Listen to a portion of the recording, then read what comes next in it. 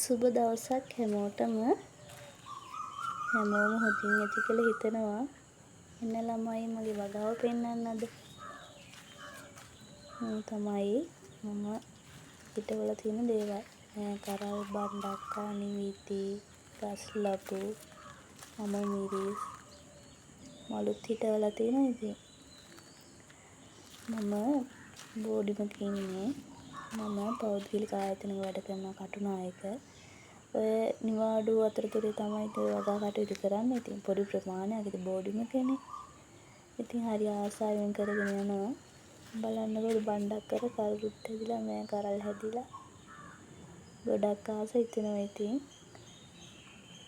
ඔයාලත් නිකන් ඉන්න ගමන් චූටි වගාවක් කරන්න. ඔන්න ළමයි මගේ පිච්ච ගහ. ඒකෙන් මල් පිපිලා ගොඩාක්. ඔය තමයි ඔය වටපිටාවට පේන්නේ මගේ බෝඩිම.